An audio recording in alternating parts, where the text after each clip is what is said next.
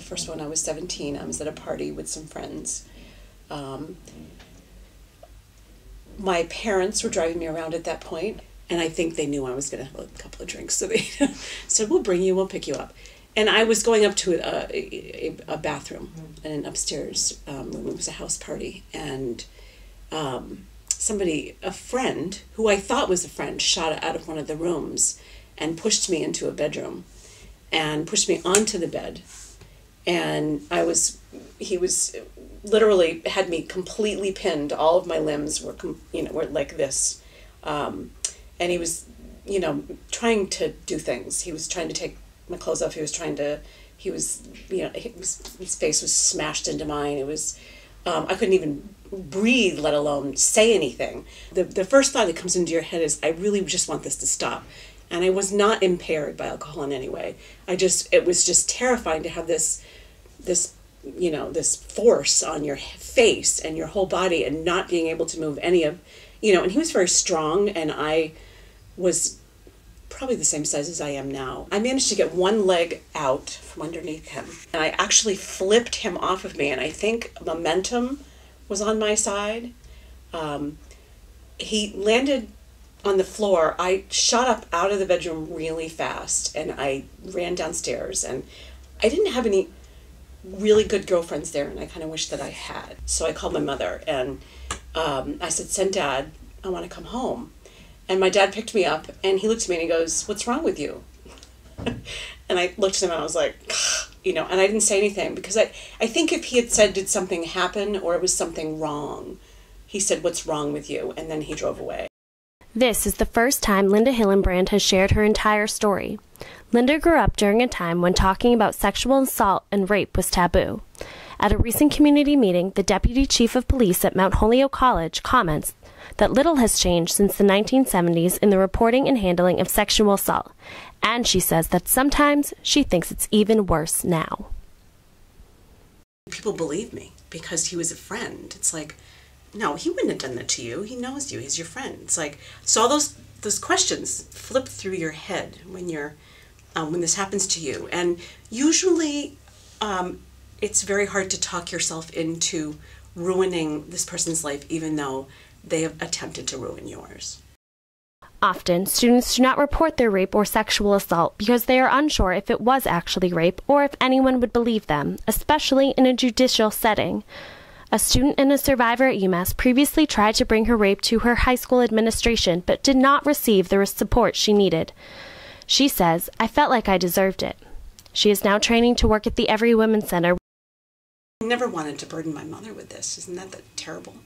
And now she's mad at me because I told her about this. Eventually I did. And she's like, she's shocked. She looked at me and she said, Linda, why the hell didn't you tell me? I think she swore. She never swears. And I said, I'm sorry. And I kind of hung my head and I said, I wasn't sure how you'd react, Mom. And she goes, oh, well, it's kind of liberating to tell your mom after all those years. So, and then have your mother be righteously angry for you is really cool too. If it happened now, I'm not really sure. There have been 37 assaults reported on the campuses in 2011, according to the UMass and Amherst College annual security reports. Many current cases have been scrutinized by the public for underreporting and for the portrayal of the survivor. Becky Lockwood, the director of Every Woman Center, says, one thing I noticed in almost every story was that there were a lot of details about what the survivor had to drink and whether or not she smoked pot, but they didn't include any of that information about the defendants. I didn't have the type of friends that would have known what to do. Wasn't aware that there were any services at all, even though I lived in a town with a university, a large university. And I believe that Every Women's Center existed, but I don't think there was anything public. Are services better? Yeah, they're definitely better than they were in 1977, but of course it could be better.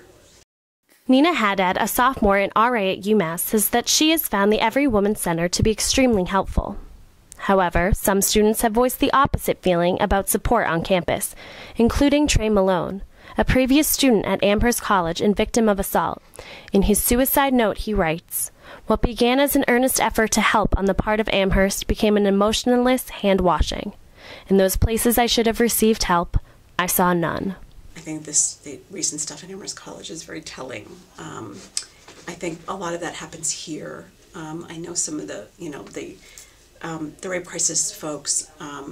They've been students of our program for a long time, and I think that people talk to them. I mean, they know that it's happening a lot. What I think is not happening is that they're underreported, and that's the problem, is that they're underreported. 95% of rapes on college campuses go unreported, according to the American Association of University Women. The underreporting of rape and sexual assault is a serious problem and must still be addressed today. There's a part two to that, is when they're reported, where's the support? And how do you get the support? I mean, the students that I've talked to through the years here who have had issues, I mean, they come in and they talk to us, and they don't really feel supported by the administration. Some of them have had to be on campus with their attackers, and that's a problem. That's a very serious problem. They should not be. Jean Kim, the Dean of Student Affairs, says, a community is only as secure as the individuals in it. Lockwood, on the other hand, wants to make sure that survivors are gaining help at every step. How can we help you feel safe? Would you like to talk to someone about moving your room to a different residence hall, or changing your class schedule? If we have a network of people to talk to, then we're not as devastated. Whether a person is comfortable with reporting it, it has to be talked about.